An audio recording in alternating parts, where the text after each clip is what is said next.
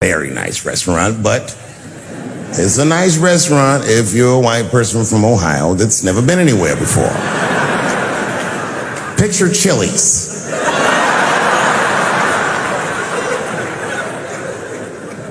I'm sitting at the bar, I'm having a drink by myself, and the only other person in the bar is a woman, a couple stools down, and she was alone, and she was older, and that made me feel sad because it was the holidays. So I told the bartender, send that woman a drink on me. She's trying to spread the cheer, and I wish I didn't. This woman wanted to talk. She wasn't mean, she was nice, but she just wanted to talk about shit that, you know what I mean, the nigga that's trying to get drunk don't want to hear about this bitch remodeling her bathroom, and I'm sitting there trying to be polite. Oh, subway tiles, word. But then she hits a lick, piqued my interest. She says, my daughter is coming home for the holidays.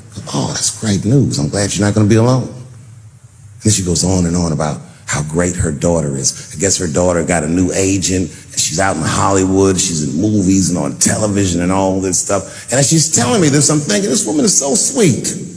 She probably doesn't even know who I am or what I do for a living. Because I know what your daughter's out in Hollywood doing.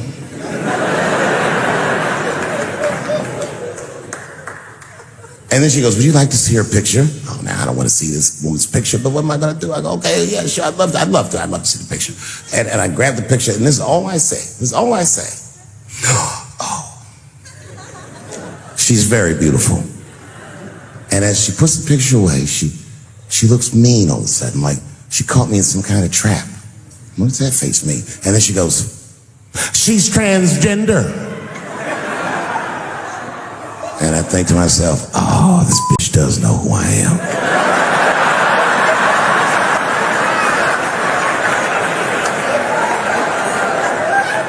I really resented that trap because that trap doesn't let me be honest. If I was honest, I wouldn't fall for it. I just looked at the picture like, ooh, look at that big chiseled jawline, that big thick Joe Rogan neck. Is that a dude? Is your daughter a man? Can't say that shit. For the Thursday that's Thanksgiving, and I'm in a totally different bar. And this bar, trust me, is not a nice place. It's foul. It's one of those bars where the top shelf should be under the sink. This is where the poor whites drink, the tiki torch whites. You know what I mean? Them white people, they believe in Q and they love Trump. You know what I mean? Like Michigan white people.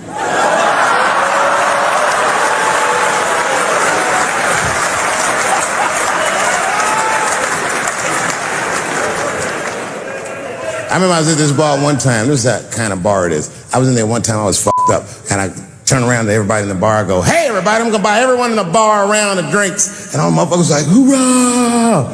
And the bartender knew I was drunk, so she pulled me aside. Mr. Chappelle, are you sure about that? That's going to be $16.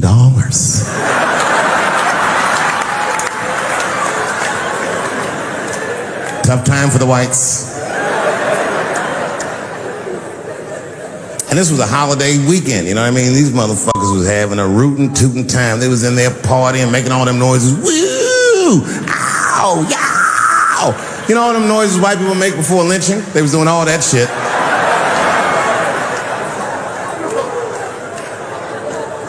I was drunk. I looked over my shoulder. I thought I was tripping. I guess who was in the bar? I thought I was seeing things. I looked across the room, and I saw the trans bitch from the picture. I couldn't believe it. I said, what is a trans person doing in a place like this? This is very dangerous behavior. And she was with two big, buff, gay black dudes. I didn't know these dudes, but I know they was gay. If they had a dick in their mouth, they wouldn't look any gayer than they did just sitting there. They had 1980s gay face. You know what that is? Remember in the 80s when gay people looked surprised all the time?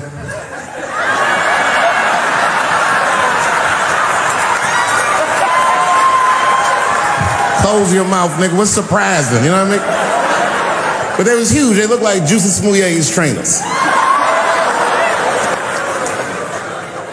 And I'm thinking, man, these motherfuckers was in a line of trouble. So what I do is I stand up, and everybody in the ar likes me, so I make a big show of it to make sure that everyone can hear me. I walk right up to her, and I go, "Hey, I just met your mother the other night, and she told me all the great things you're doing in Hollywood, and I cannot believe that someone from a podunk place like this can achieve all that. I'm so proud of you. Welcome home." And the whole bar said, "Hoorah!" And I said, "Whoosh. That ought to buy her some time." You know what I mean? A couple more drinks, and these fellas are going to start asking her for some pussy she might not have.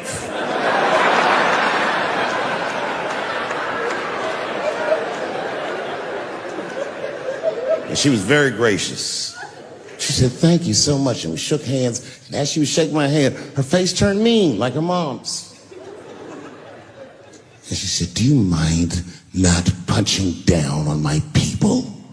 "Oh, I don't like that." Normally I would have let it go, but I was drunk. I said, "What might you mean, bitch?" I was careful to call her a bitch because I didn't want to blow her cover. Turns out she wasn't hiding. She was loud. She was proud. She let me have it in front of everybody, screaming at me all the talking points from that article. "You transphobic, this and that." Kept clapping her hands in my face. "Let me tell you something." I said, "Where you learned this from?" Black bitches kept doing, "Let me tell you something, honey." So annoying. She kept calling transgenders her people. Isn't that weird? "My people this, my people that." I said, "What do you mean your people? Was y'all kidnapped in Transylvania and brought here as slaves?"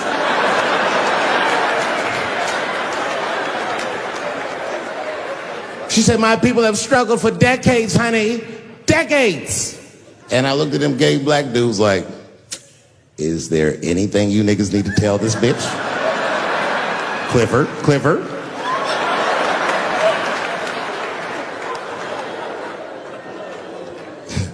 I'm exaggerating. She's actually a very nice person, and I'm cool with her now, but boy, that shit got on my nerves. And it got on my nerves because whenever someone says that to me, I know they've never seen me for themselves. They just repeat what they've heard. Any of you who have ever watched me know that I have never had a problem with transgender people. Hurry up. And just when I thought I had you guys on the ropes, you changed all the rules. "Oh, yeah? Yeah, motherfucker." Well, I'm a girl now, nigger, and you must treat me as such. Call me a girl, nigger. It's annoying as fuck. No. Go back tonight after the show. Watch every special I did on Netflix. Listen to everything I ever said about that community. I'll go through them. I said, "How much do I have to participate in your self-image?" I said, "You shouldn't discuss this in front of black people." I said, "I know niggas in Brooklyn that wear high heels just to feel safe." I asked you, why is it easier for Bruce Jenner to change his gender than it is for Cassius Clay to change his name?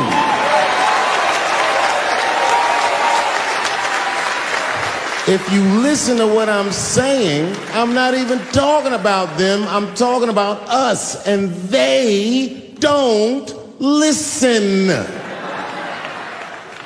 It's very annoying. And they've canceled people that are more powerful than me. They canceled J.K. Rowling. My God, J.K. Rowling wrote all the Harry Potter books by herself. She sold so many books, the Bible worries about her. And they canceled her because she said in an interview, and this is not exactly what she said, but effectually, she said gender was a fact. And then the trans community got mad as shit. They started calling her a TERF. I didn't even know what the fuck that was. But I know that trans people make up words to win arguments. So I looked it up. TERF is an acronym. Stands for Trans Exclusionary Radical Feminists. This is a real thing. This is a group of women that hate transgender. They don't hate transgender women, but they look at trans women the way we blacks might look at blackface. It offends them. Like, ooh, this bitch is doing an impression of me.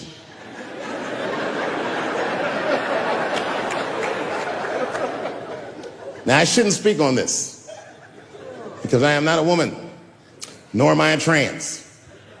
But as we've established, I am a feminist. That's right.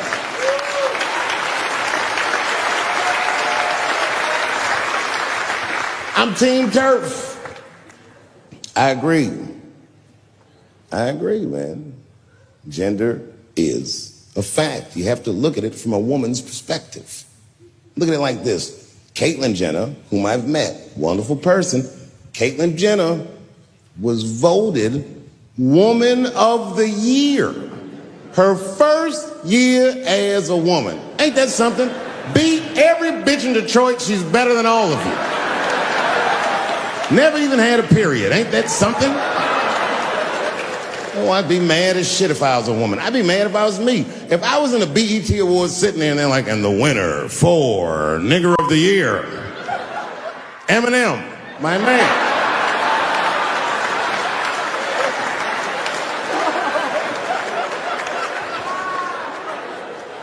Gender is a fact. This is a fact. Every human being in this room, every human being on earth had to pass through the legs of a woman to be on earth. That is a fact.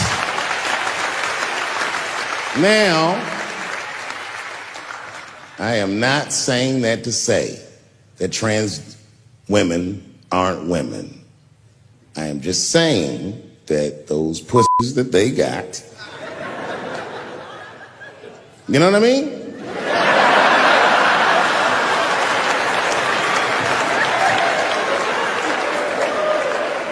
I'm not saying it's not pussy, but that's like beyond pussy or impossible pussy. You know what I mean? It tastes like pussy, but that's not quite what it is it? It's not blood, that's beet juice.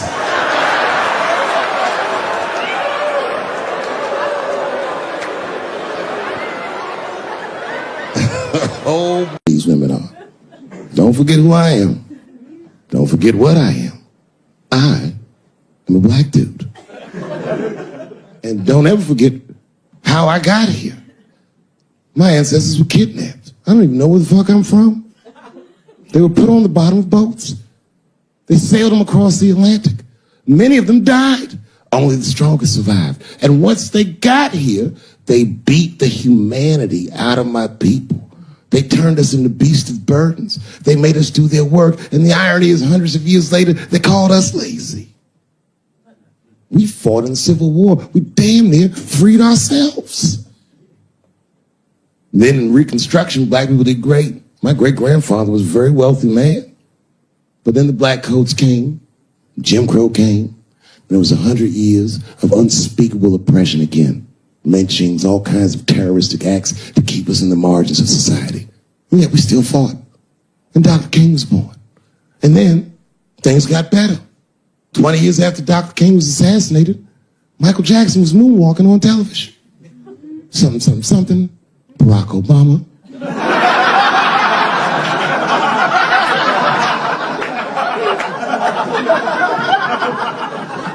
Donald Trump, and now here we all are. 400-year nightmare. Took us 400 years to figure out as a people that white people's weakness the whole time was kneeling during their national anthem. That's a brittle spirit. That's right, nigga. On the rock, it's regular. What are you doing, nigga? Stand up.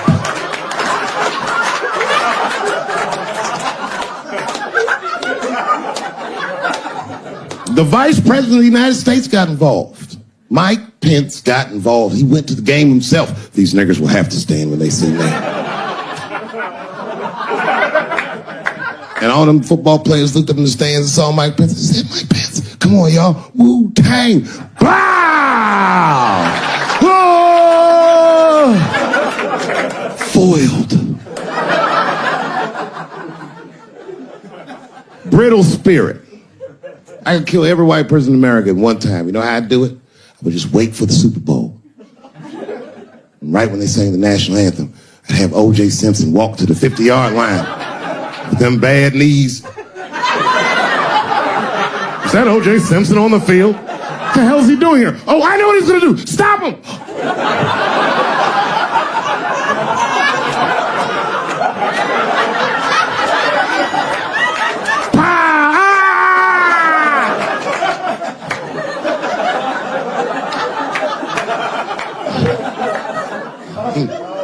You gotta man the fuck up, y'all.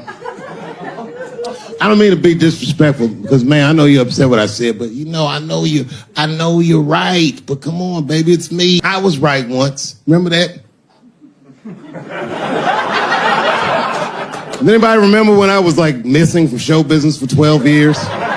Remember when I had like this really popular show and I quit? I remember I walked away from $50 million. A lot harder than walking away from Louis' freckled dick.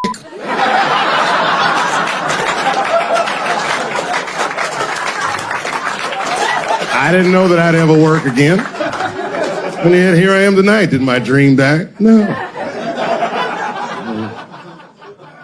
I remember that shit. You don't remember that when I quit my show? Remember I went on the way out the door, I said, something's wrong in Hollywood. I believe they said I smoked crack. That's what I remember. Remember they called me crazy. So really, you're right, ladies. Congratulations. Enjoy it. And they're coming for you, bitches. They're coming for you. One person that's uncomfortable knows the most uncomfortable motherfucker in the room, the nigga that's right. I was right at an orgy once. Nobody fucked me. I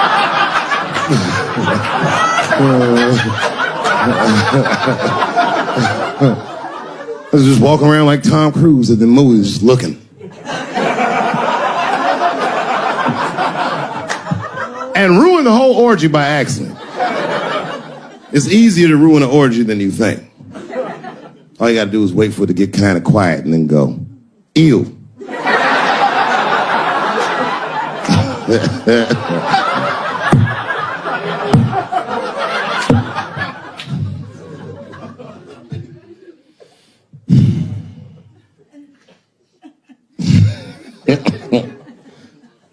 I know I feel bad. But I just feel like this is all happening for a reason. And ladies, I want you to win this fight.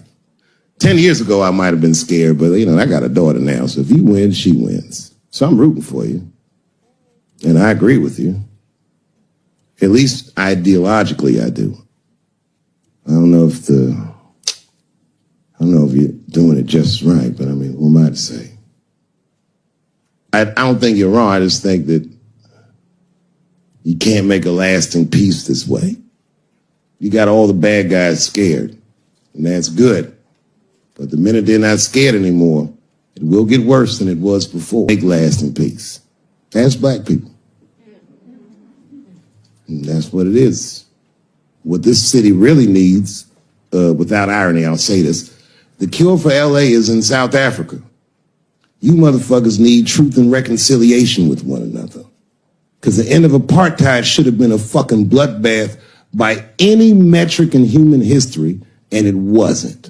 And the only reason it wasn't is because Desmond Tutu and Mandela and all these guys figured out that if a system is corrupt, then the people who adhere to the system and are incentivized by that system are not criminals. They are victims. And that the system itself must be tried. But because of how systems work is so compartmentalized as far as information, the only way we can figure out what the system is if everybody says what they did.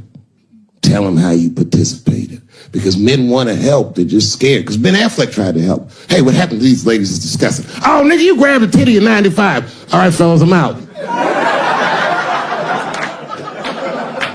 Fuck that, I ain't helping. I just want to help. I want to be a good guy. Like, I can't even say the word Me Too anymore. The nigga tonight was like, Dave, I'm going to the comedy club. I was like, I am also going to the comedy club.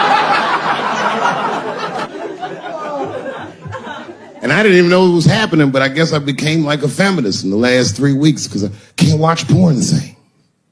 Like, I watch it sometimes, but I can't click on these motherfucking thumbnails, not with those titles. Guy crams young girl in the ass with hard right. I can't click on that. Come on, nigga, give me something I can click on. Dude gets sucked off by a midget. Little person, I say to myself.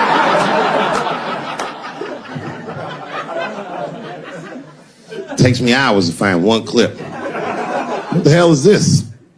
Marginally groomed feminist enjoys consensual sex with a vaguely homosexual guy with penis the same color as mine. Click.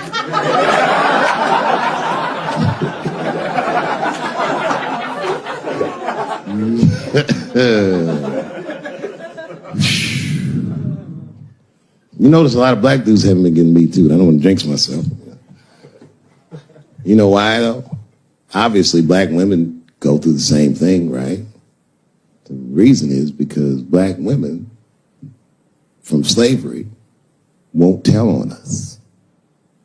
Because they know that no matter how bad we black dudes are, white dudes are very mean. They're scared to see us get punished.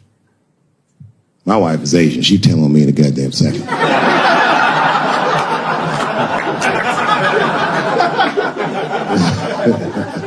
Ain't no fucking up in the Chappelle household. And the wildest shit about it is I live in Trump country. I live amongst the tiki torch whites, poor white people. And I'm rich. If it's ever pitchfork time, nigga, I'm in a lot of trouble. And nobody in my family believes me. I've been trying to tell the kids, man, we gotta run these drills. They're like, we don't want to run your stupid drills. Too bad, son, you have to. Tiki torch whites come upside, what are you guys supposed to do? Come on, Dad, what are you guys supposed to do? Squint our eyes and stand next to Mom. That's right.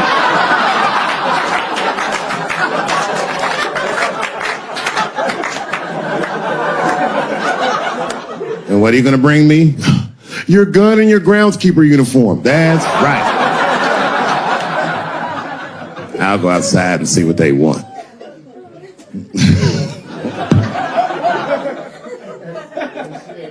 It is wild, bro. Where you from, man? Where you from? New York. You from, what, Manhattan? Brooklyn. You are from Brooklyn, aren't you? You look like you can rob somebody with a hammer.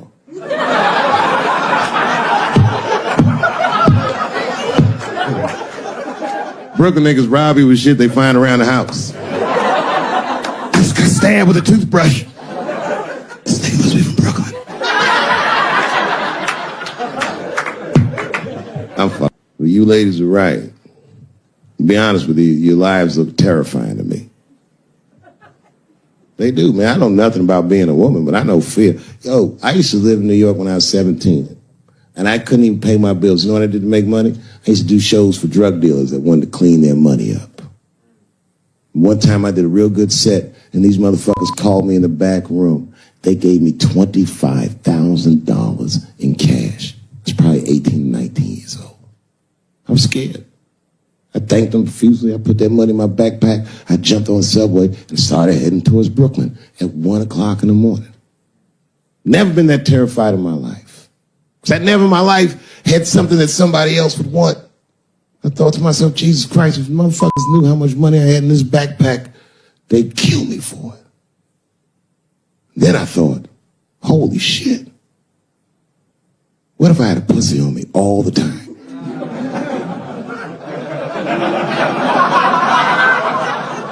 That's what women are dealing with. I'm going to tell you right now. It's real talk. If them same drug dealers gave me a pussy and said, put this in your backpack and take it to Brooklyn, I'd be like, nigga, I can't accept this.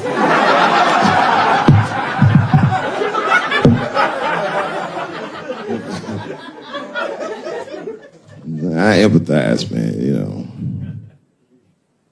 Everybody gets mad because I say these jokes. But you understand that this is the best time to say them. More now than ever. And I know there's some comedians in the back.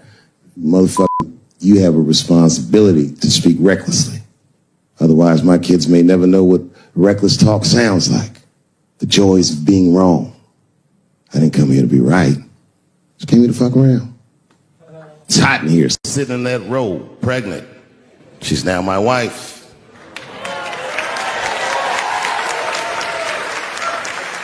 The baby that she was carrying, my first child. I smoke weed with that nigga now.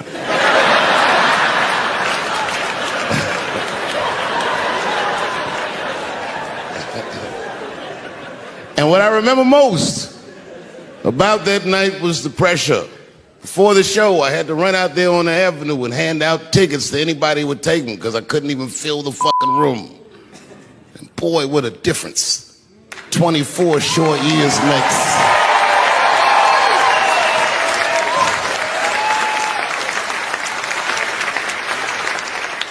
And right before that time, my father had died. He never lived to see me do it. And when he died, I was inconsolable. I thought I'd never smile or laugh again. And the only thing that got me out of that space was a comedian friend of mine, the late, great Norm Macdonald. That's right. Shout out to Norm. And what Norm did, which I'll never forget, is he knew that I was the biggest Jim Carrey fan in the world. Now, I'm not going to go all into it, but Jim Carrey is talented in a way that you can't practice or rehearse. What a God-given talent. I was fascinated with him. And Norm knew that. And he called me up and he goes, Dave, he says, I'm doing a movie with Jim Carrey. Do you want to meet him? And I said, fuck, yes, I do. And it was the first time I could remember since my father died being excited. And the movie was called Man on the Moon. I didn't know any of this. And in this movie, Jim Carrey was playing another comedian I admired, the late, great Andy Kaufman. Yes, and Jim Carrey was so immersed in that role that from the moment he woke up to the time he went to bed at night, he would live his life as Andy Kaufman. I didn't know that. When they said cut, this nigga was still Andy Kaufman. So much so that everybody on the crew called him Andy. I didn't know any of that. I just went there to meet him, and when he walked into the room where we were supposed to meet, I screamed, Jim Carrey! And everyone said, no! Call him Andy. And I didn't understand. And then he came over and he was acting weird. I didn't know he was acting like Andy Kaufman. Just like, hey, how you doing? And I was like, hello. Andy? Now, in hindsight, how fucking lucky am I that I got to see one of the greatest artists of my time immersed in one of his most challenging processes ever. I'm very lucky to have seen that. But as it was happening, I was very disappointed. Because I wanted to meet Jim Carrey, and I had to pretend this nigga was Andy Kaufman all afternoon. And he was clearly Jim Carrey. I could look at him and I could see he was Jim Carrey. Feel.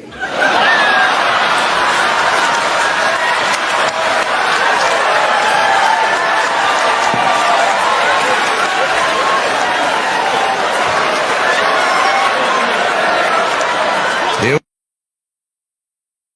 Show tonight. Thinking that I'm going to make fun of those people again. You've come to the wrong show. I'm not fucking with those people anymore. It wasn't worth the trouble. I ain't saying shit about trans people. Maybe 3 or 4 times a night, but that is it. Tired of talking about them. And you want to know why I'm tired of talking about them? Because these people acted like I needed them to be funny. Well, that's ridiculous. I don't need you. I got a whole new angle. You guys will never see this shit coming. I ain't doing trans jokes no more. You know what I'm gonna do tonight? Tonight, I'm doing your own handicap jokes. Well, they're not as organized as the gays. And I love punching down. There's probably a handicap in the back right now because that's where they usually make them sit.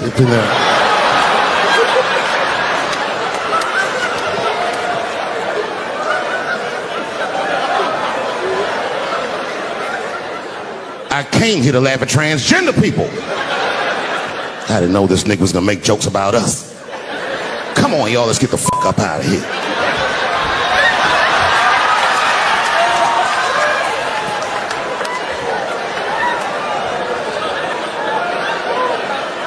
Yeah, it's about time somebody let these handicaps have it. They done met their match tonight. Fuck them. One time I was on Capitol Hill, and I seen a handicapped congressman. Madison Cawthorn, that's his name.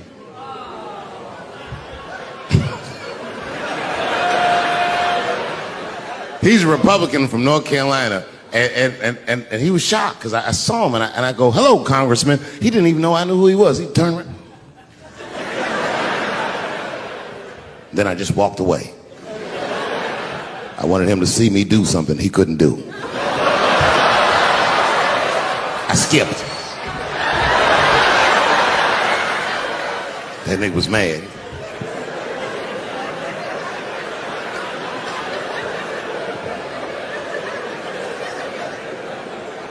He's no longer a congressman.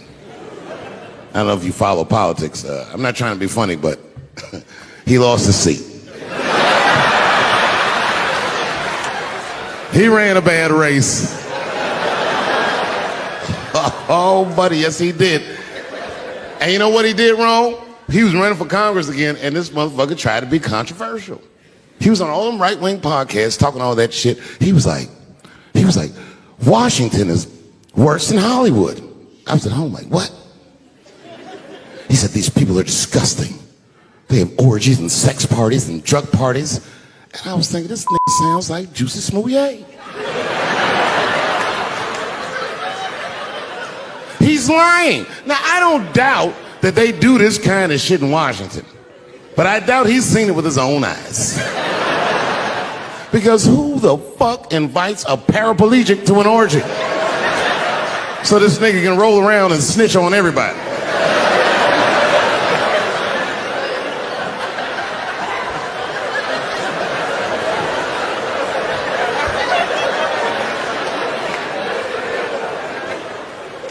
I said, there's only one reason you're gonna invite him to an orgy.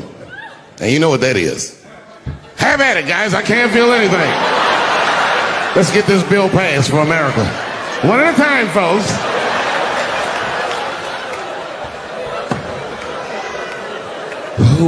To be honest with you, I've been trying to repair my relationship with the transgender community because I don't want them to think that I don't like them.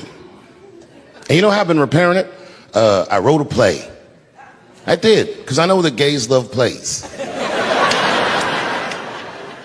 It's a very sad play, but it's moving. It's about a black transgender woman whose pronoun is sadly nigger.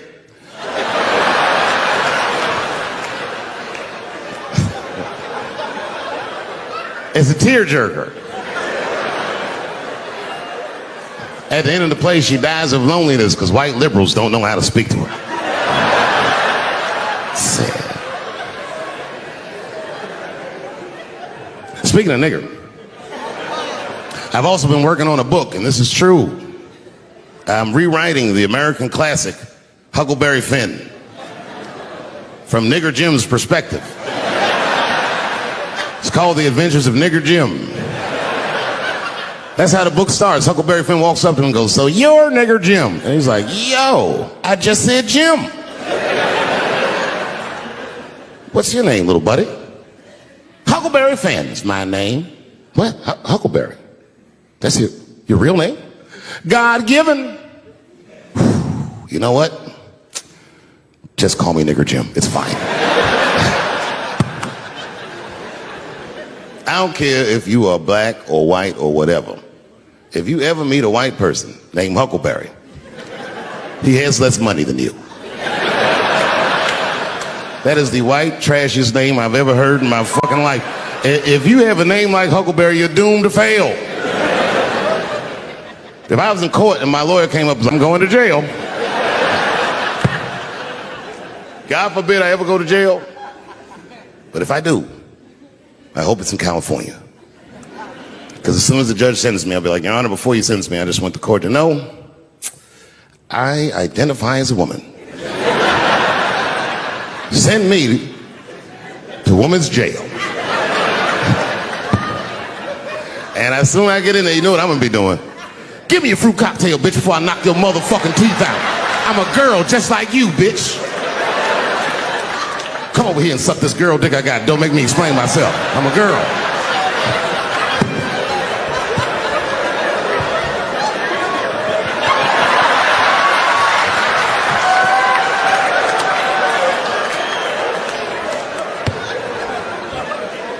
call him. Baba! He's a black dude's dog, so he doesn't come right away. He peeks first to see what's going on.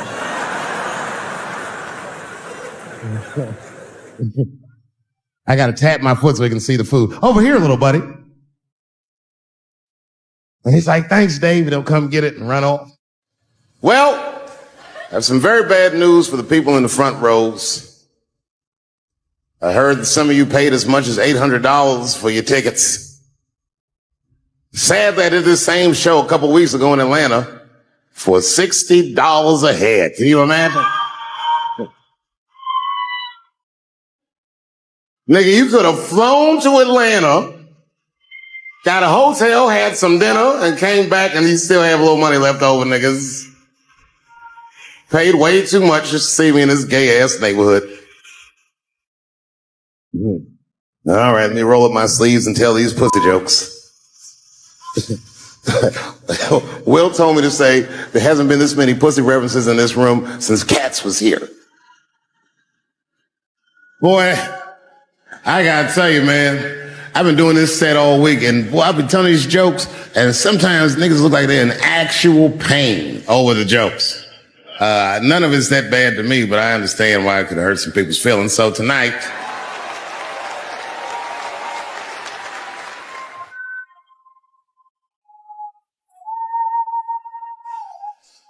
I'm going to give you an opportunity that I rarely give anybody. I'm going to let you say whatever it is you need to say to my face, or ask me whatever it is you want to know. But there are no dumb questions allowed. If you ask a stupid question, you'll be asked to leave. Now I'm just kidding. Go ahead. Everyone relax. Go on. Oh, yes, sir, in the front. 2 questions. How often do you write? And can I have a cigarette? All right. First, you may have a cigarette, but remember, this is not jail, motherfucker. This lady right here. I have a question. Do you remember this scene? Oh, I do remember that.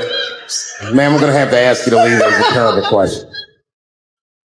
This gentleman in the front with the salmon-colored shirt on. I was wondering if you had any advice for young comedians that you generally give. And are you thinking of doing comedy? I've never done it before, but watching you has made me want to try it.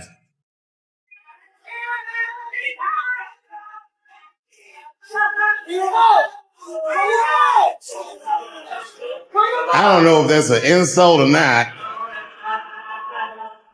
It's a compliment. It's.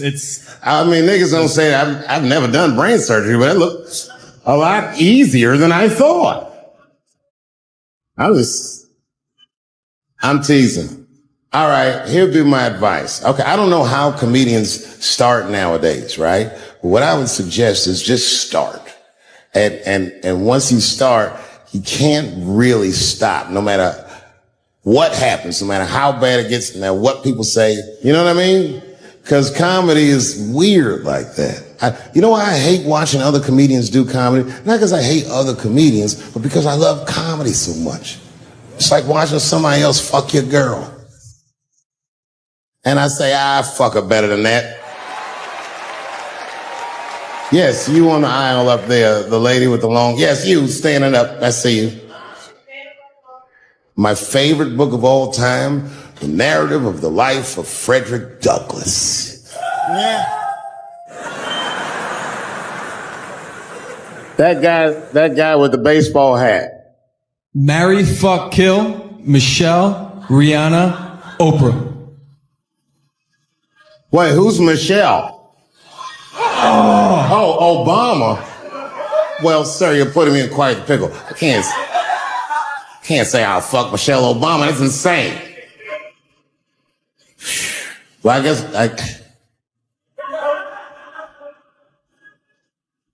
because I wouldn't kill any of those women. But I'd fuck all three of them.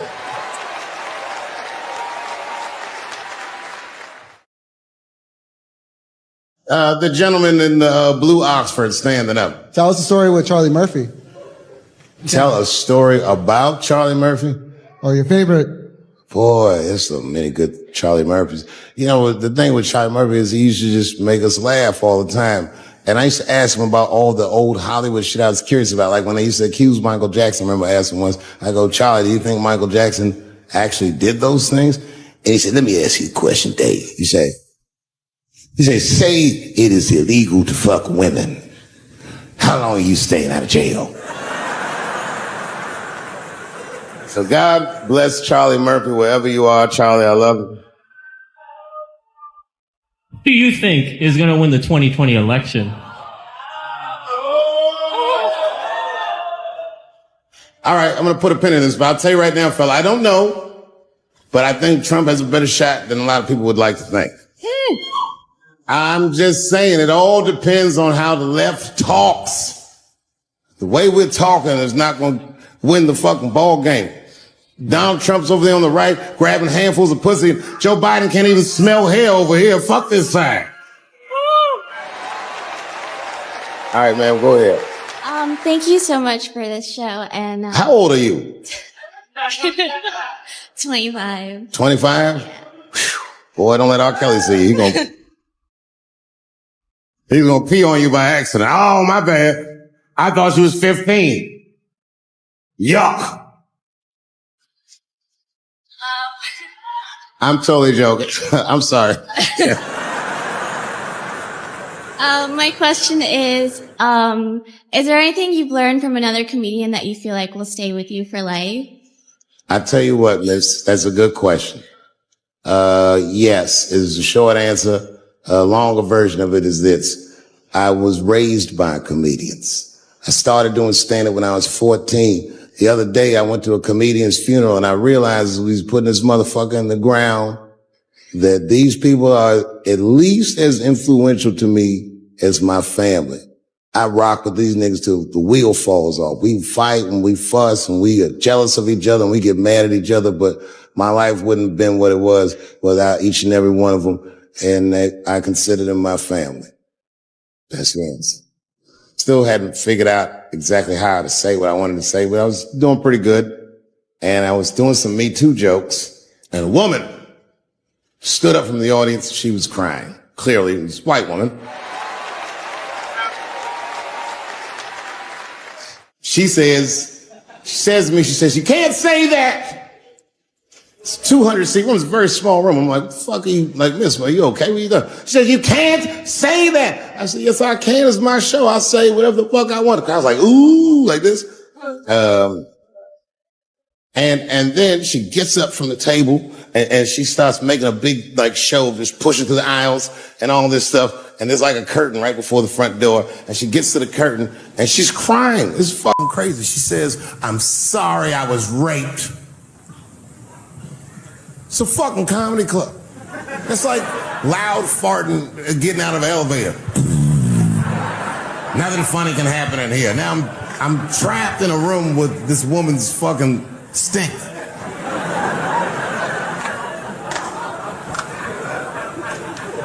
And I say, miss, it is not your fault that you were raped.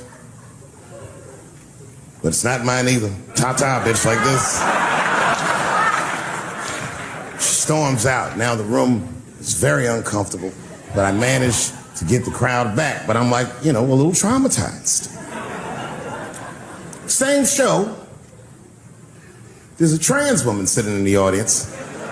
This is a true story. This was like a few weeks ago. I did 6 shows that weekend. This trans woman came to 4 of them. Calls herself Daphne. Man, this chick Daphne was in there cracking the fuck up at everything I said about everybody. It was amazing. She was laughing, and it was fun to watch her laugh. You could tell she was letting go of something that was heavy, and she'd throw her head back, and she'd smile with all her teeth. She was having a great time. And the more fun she had, I felt bad, because I knew I had some trans jokes to unload. And I thought to myself, maybe I shouldn't say these jokes because I don't want to fuck her evening up. She's having so much fun. But then I thought to myself, well, if I can't say it in front of her, should I say this shit at all? So I let her rip. And to my surprise, Daphne laughed harder at the trans jokes than anybody in the room. In fact, everybody in the room would look at her to make sure it was okay. And I got off stage, was in the dressing room, I was like, man, this is a fucking weird show. I'm sitting in the dressing room by myself just trying to figure out, like, what the fuck just happened out there? Like, why is it that this one woman can't take any of these jokes and Daphne can take all of these jokes? So weird. And then I realized, Daphne used to be a man.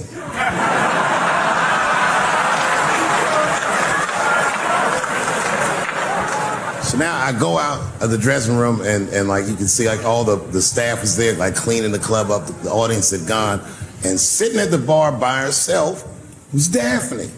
And she's like, hey, Dave, come join me for a drink. And I don't want her to think that I'm transphobic or nothing, so I'm like, fuck, I guess I could have at least a drink. And we get some tequila and we're sitting there. And she was fucking cool. Turns out that Daphne, she wants to be a comedian. She was asking me for advice, and I told her advice and all this shit. And then she says to me, she says, boy, you sure do get a bad rap for your trans jokes. I said, Daphne, thank you, but you don't have to say that. I hope I didn't offend you. She goes, no. She said, in fact, I read about you in the New York Times. I said, you did? She said, yeah. She said, I thought it was interesting that they blamed you for R. Kelly. They said you normalized him for telling jokes about him. I go, yeah, they said that. She goes, I wonder why they never said that you normalized transgenders by telling jokes about us. And I never thought about that. It never occurred to me. And we started making out. And then like, I reached up just to see what it felt like. I was like, what? And it felt like pussy, did it? It was just like, go ahead, ask me a question. What the fuck you gonna do if Trump get reelected?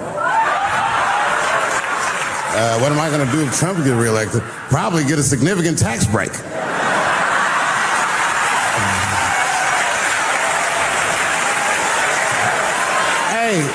You want to know why I don't even talk about Trump in my show? Because that motherfucker is not the hokey pokey. He is not what it's all about. There's millions of people that put him in power, and the ideas that he puts forth are not his own. He's singing poor white people's greatest hits. So why the fuck would I worry about him and not the other millions? Really, you know who I'm gonna vote for next time if things keep going the way it's going is that gay dude. No, Mike Pence. It's a safe place where I could tell some jokes. And I find out that this comedian I know, Chris Tucker, who's in all those Rush Hour movies, I find out that Chris is in San Francisco too at some charity event. So I call him, I'm like, yo, I just saw you at some charity event. I said, I'm doing a show at the Punchline, why don't you come by the club after your event? He's like, cool, Dave, I thought you was dead, nigga, I'll come by.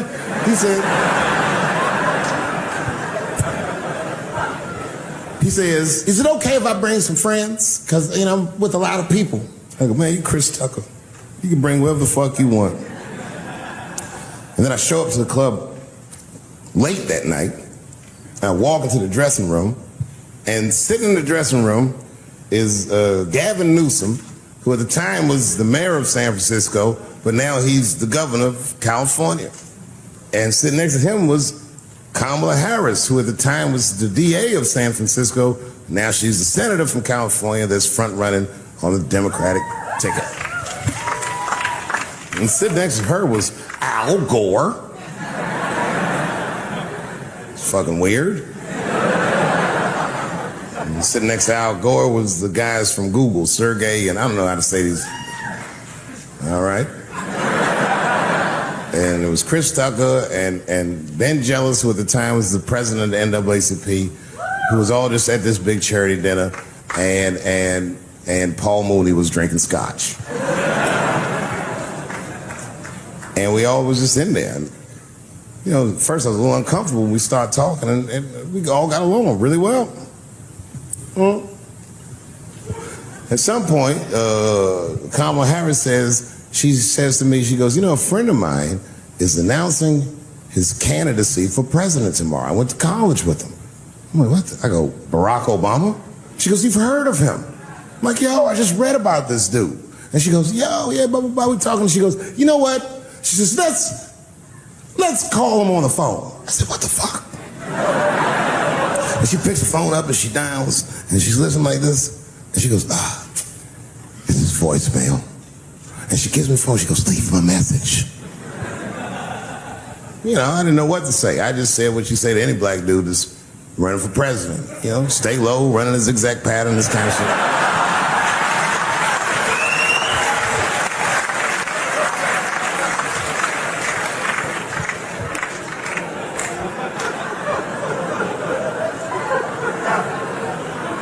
And then the last thing I say is, you know what? I said, sir, I really do believe you can do this. Like, man, I'm wishing you luck.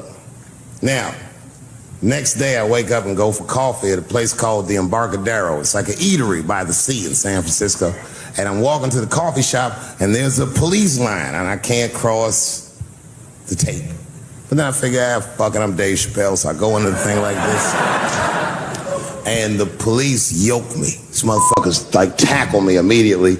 And I see over the police's shoulder Gavin Newsom. I couldn't remember his name, but I remember the night before I had kept teasing him and saying he looked like Christian Bale, the guy from the Batman movies. So I see him and I can't remember the name, so I'm just like, Batman, help!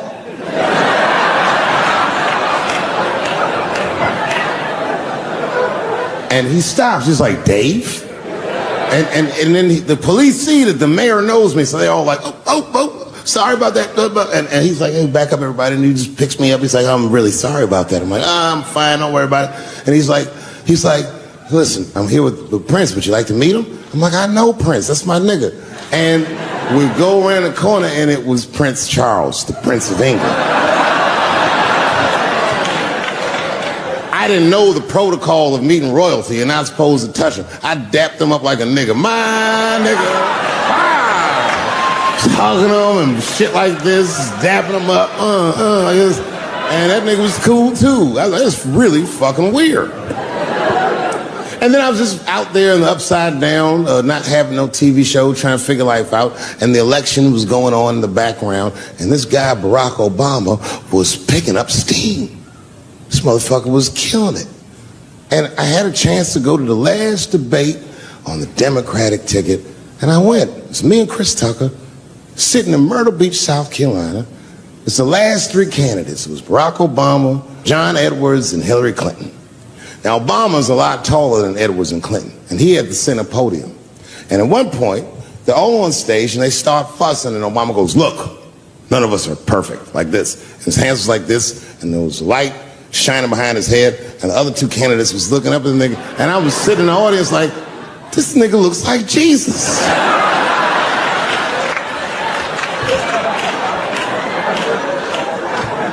And I realized in that moment that I was looking at the next president of the United States. I was certain of it. I couldn't explain it, but I knew what I was seeing. And I got really excited. And I'm not that kind of guy. I said, I gotta meet this motherfucker. So I stayed. They were all on stage doing interviews, and I just waited. I was waiting and waiting, and then John Edwards was done with his interviews first, because everybody knew he wasn't going to win. And I see John Edwards, and I said, hey, Senator Edwards, I just want to say hi. And that motherfucker looked at me like, I'm like, fuck you, nigga, you gonna lose anyway. And then he left, and then Hillary Clinton just walked by me in one of them Steve Harvey suits.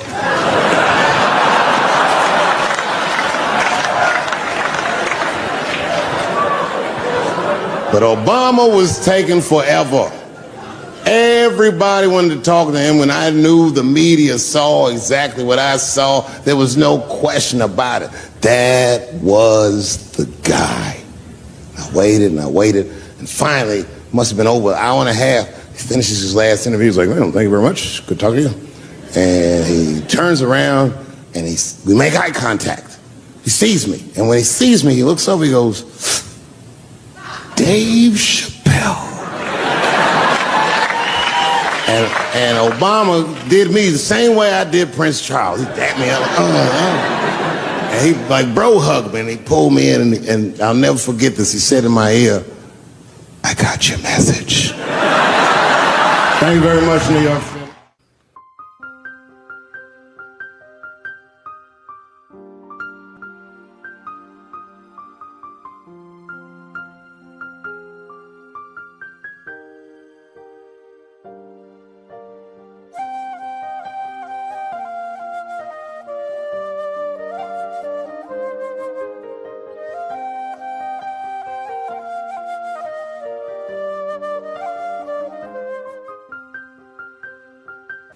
had written a joke during the AIDS epidemic about having a Goodyear condom. Something, I don't even remember the joke. Something about an industrial strength condom by Goodyear.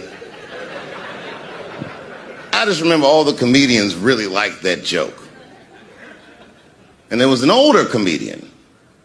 And he came to me one night after the show, after he saw the joke, and he said, listen, I got an audition at another comedy club, and I was wondering, do you mind if I do that joke? I just want to borrow it. Now, I'm a kid. I don't know any better. I'm like, borrow it? Well, I guess, sure, if it'll help your career. I let him do the joke. And then weeks later, I was waiting to go on in a comedy club, and he went on before me, and he did the joke. And after the show, I pulled him aside and I said, hey, man, I don't mind you borrowing my jokes, but you got to give them back. He said, oh, I forgot to ask you. He goes, let me buy that joke from you for $50. And I said, man, I'd do it, but I'm just starting out. I need all the material I can get. The idea being that the more material I can accumulate, the faster I'll be able to make money for my work. I said, I can't do it. I want my joke back. I'll never forget this. Remember, I was a 15-year-old child. This guy was a grown-ass man. He stood up over me so I could see how big he was. And he said to me, really? I can just take it. And he did. I got scared because I was a child. But I never forgot that. I never forgot that. I was 15 years old. I'm 47 now. I think about this guy all the time. When I look at my own kids and I see how young and innocent they are, I can't believe someone did that to me. And I don't think about it every day because that was the worst thing that happened to me. I think about it every day because that was the first time that someone ever did that to me. But in my career, it has happened many, many times since, where someone would intimidate me or scare me and take something that I believe was mine. I'll tell you another story. Now I'm 18 years old. I'm living in New York City, and I just finished my first road tour, which was a very difficult tour. I'll spare you the details. Now I'm back in New York, but my rent is paid, thank God. And I have $60 to my name, and a woman that I had met in Pittsburgh, a bad Dominican bitch,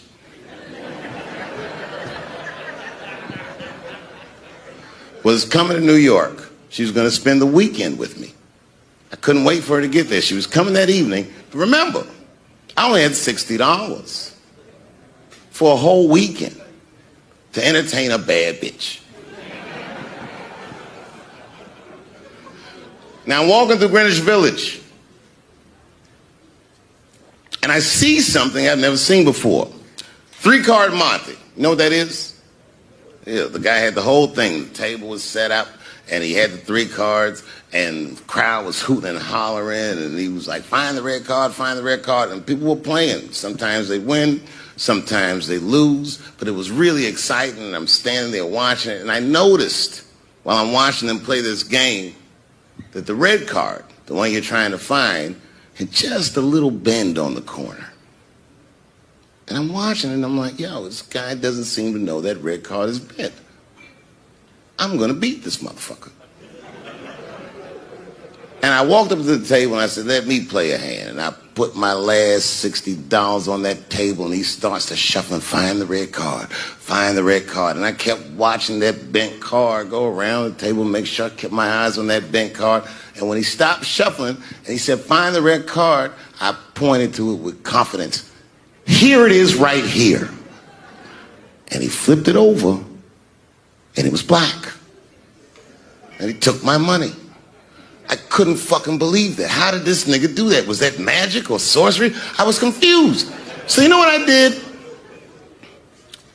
I sat there and I watched him for a real long time play the game. And I realized that all those people who was doing all that hooting and hollering and betting, my God, they were his friends. They were in on the whole thing. I felt so wronged. I felt so stupid.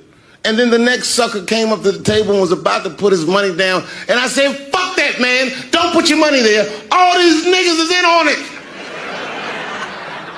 It's a trick. And when I said that, the guy that was dealing, and this motherfucker was huge, snatched me up by my collar. Feel how strong he was when he grabbed me. I was a skinny little guy. And he was gonna maul me. And the only reason he didn't, I'm sure, is because he saw the fear in my face. And that fear, he looked at me. I saw his eyes go from hard to soft. He softened. Then he looked at me like the way a father would look at a child. And he said to me, young man, don't ever come between a man and his meal. I never forgot that either. Most niggas would have to run the streets for years to learn a lesson that profound. It took me 2 seconds. Never get between somebody and their paper. Taking a man's livelihood away from him is akin to killing him. Do you know why Prince, the famous rock star that was a friend of mine, do you know why he called himself the artist when he came back? He calls himself the artist because that's what they call us in our contracts. Oh, these contracts are crazy. You should hear the terminology they say in these contracts. To use your name and likeness in perpetuity throughout the universe. Who the fuck could possibly know what that means? Nobody does. It's so complicated, in fact, that when you're a kid like me, you have to hire somebody to tell you what that means. And you sit down at a table and you do the contract game. And that's how I got with Comedy Central. I signed the contract. But I signed the contract the way that a 28-year-old expectant father that was broke signs a contract.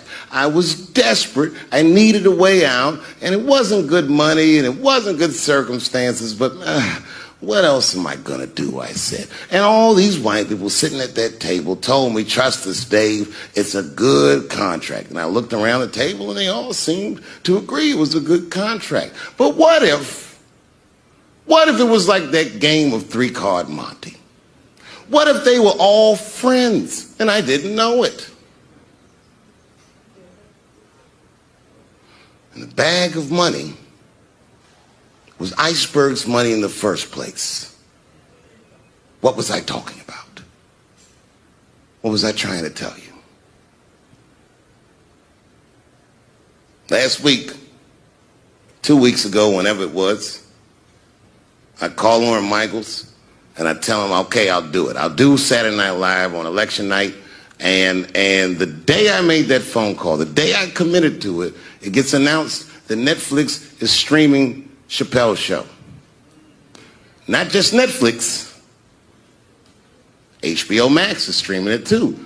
I'll tell you another story about HBO.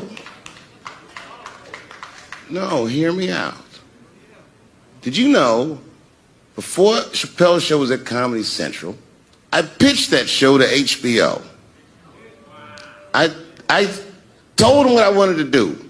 Now, these are executives. All they have to do is say, yeah, we'll take it, or no, thank you, we won't. But they didn't say either of those things. They went too far. They said, literally, what do we need you for? That's what they told me, as they kicked me out of the office. What do we need you for? And here we are, all these years later, and they're streaming the very show that I was pitching to them. So I'm asking them. I was on a plane. I was coming from overseas, and I don't know how this guy got a machine gun on the plane, but he stood up, man. He said, "Everybody, get on the fucking ground. Nobody look at my face." I started freaking out. Because he was Chinese. I was like, why is he talking like that?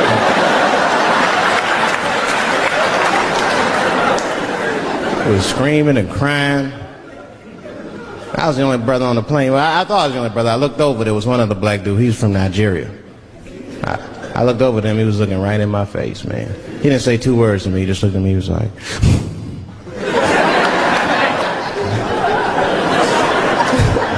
He didn't need to talk. I knew just what he was talking about. I looked right back at him. I was like...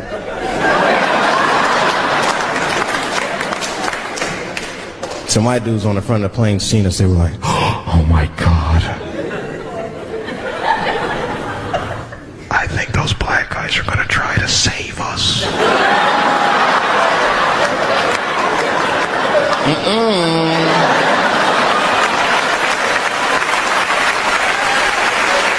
We were just communicating that we understood the situation. We were both seeing the same thing. What we understood was simple. Terrorists don't take black hostages. That's the truth. I have yet to see one of us on the news reading a hostage letter and shit. They is treating us good. We all chilling and shit. I'd like to give a shout out to Ray Ray and Big Steve and Central Newport.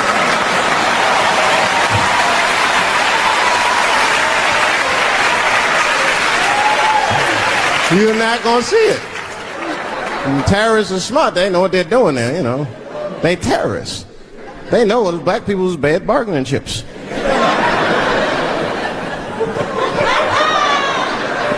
They called the White House. Hello? We have got 5 black...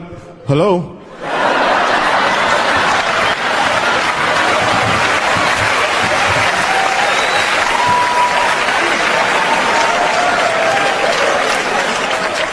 It's really some scary shit. I gotta tell you, Harvey Weinstein's probably the first person that I ever looked at a photograph of and was like, yeah, he rapes. I'm not sure this motherfucker has a choice. Not a handsome man. A lot of meat and extra skin on his face. Yeah, he's ugly. You know the sad part is, he's done so well in life, he probably doesn't know he's ugly. You know, when you're good looking, everybody will tell you, oh, you look wonderful, you're so great looking. But when you're ugly, you gotta figure that shit out for yourself. It's a lot of putting clues together. It really is. Why am I not getting in the club? I got all the right shit on.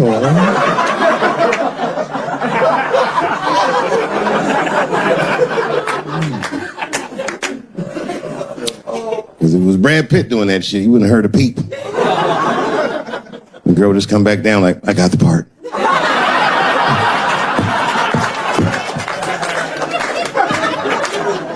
Yuck.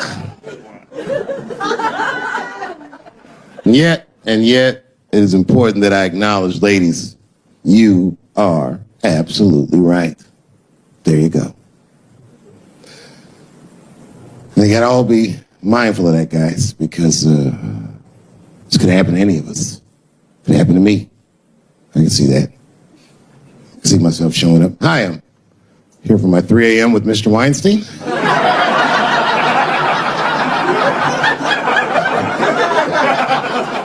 Hey, Harvey, I got your text. I'm here to talk about the script.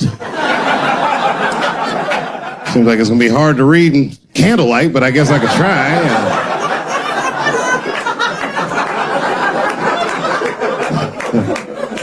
Sound like a fucking nightmare. Could you imagine that shit? Could you imagine if you was in a business meeting and a motherfucker pulled their dick out? In the middle of the meeting, I'd be like, yo, my man, this is the most unprofessional shit I've ever seen in all my days. Just let me finish, Dave Chappelle. I'll put you in all 3 Lord of the Rings.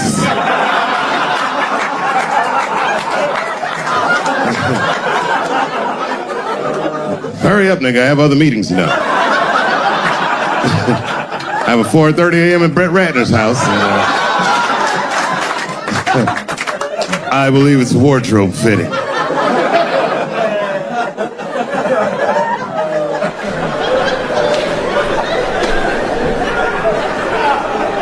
You gotta make life interesting like that, because the shit is flimsy. Life is flimsy. You think you're gonna live forever, you ain't not gonna live forever. It's dangerous out here. We know what's going on. I travel now, you know. I used to think D.C. had the roughest ghettos in the country. Nah, nigga, I have seen some shit now. Oh, there's some rough areas outside of D.C. Yeah, everybody should go to the ghetto. I was taken to the ghetto one time. That's the worst. When you get taken and you're not expecting to go.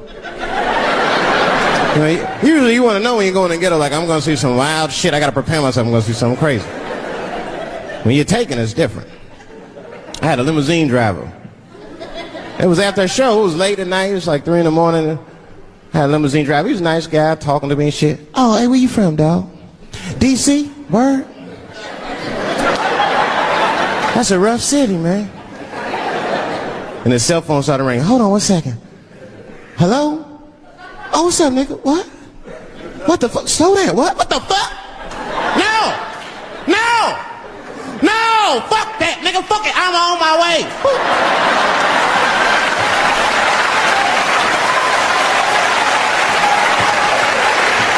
Hey.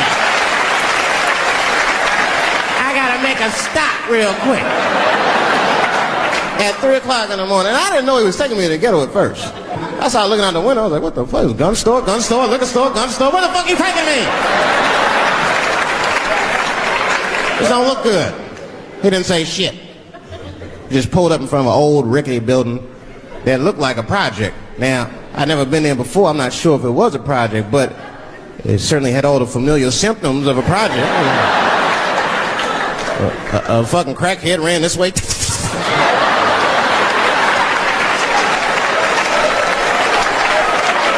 And then another one jumped out of a tree and shit. And I said, I'll be right back. And left me. Took the keys with him and just left me. At 3 o'clock in the morning, in front of a project, in a fucking limousine. This was not good. I was like, man, I gotta look around and see if I can see some landmarks and figure out where I'm at. Might have to escape on foot. Now, this is when I knew I was in a bad neighborhood. You only see this in the worst neighborhoods. Remember, it's 3 o'clock in the morning. It's 3 o'clock in the morning. I look out the window. It was a fucking baby standing on a corner. Look at this. And the baby didn't even look scared. He was just standing there.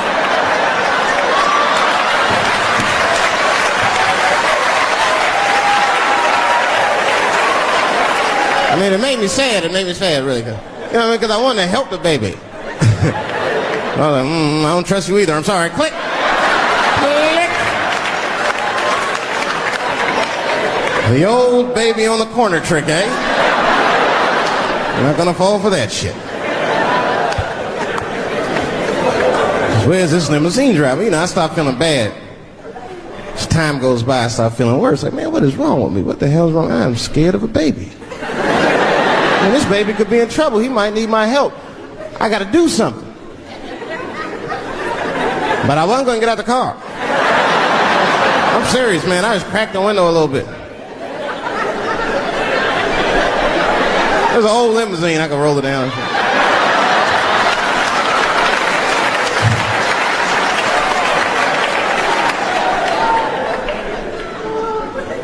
Hey, baby. Baby, go home, man. It's 3 o'clock in the morning. What the fuck are you doing out? The baby said, I'm selling weed, nigga. I said, oh.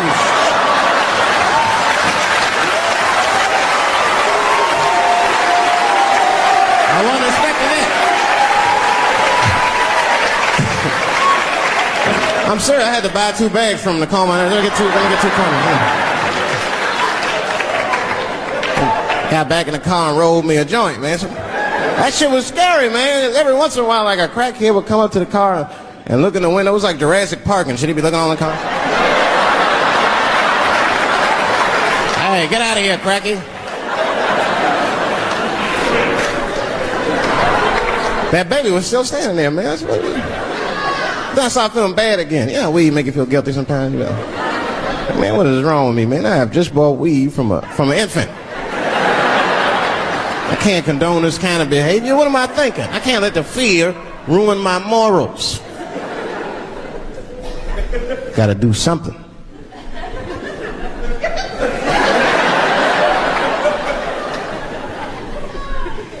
Hey, baby. Stop selling weed, all right? You got your whole life ahead of you. He said, fuck you, nigga, I got kids to feed. I said, God damn.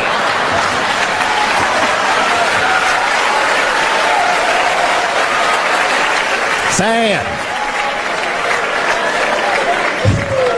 And just at that very moment, one of the crackheads was running across the street and got hit by a car.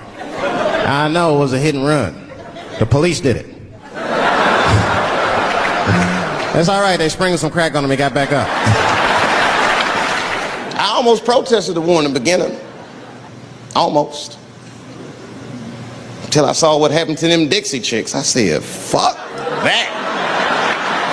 If they'll do that to 3 white women, they will tear my black ass to pieces. I don't want to hear that shit. Yeah, man, they would.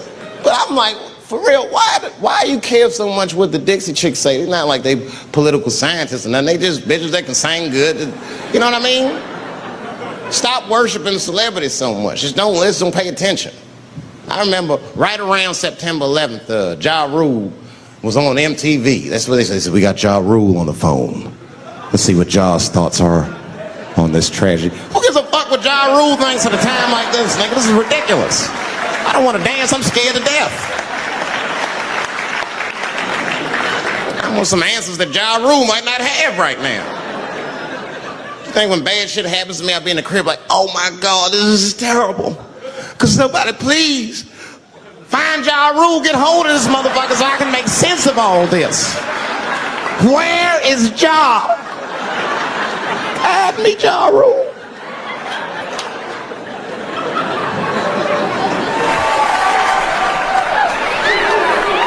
Yeah, I've been seeing that kind of shit, man.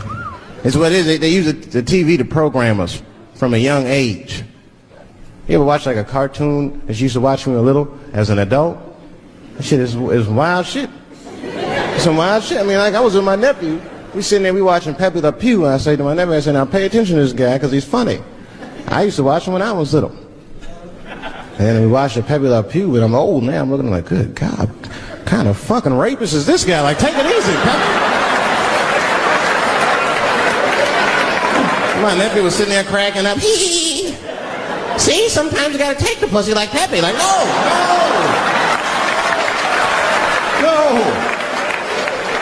I had to turn the channel real quick. I turned on Sesame Street. I said, oh, phew, Sesame Street. This is much better because now he'll learn how to count and spell.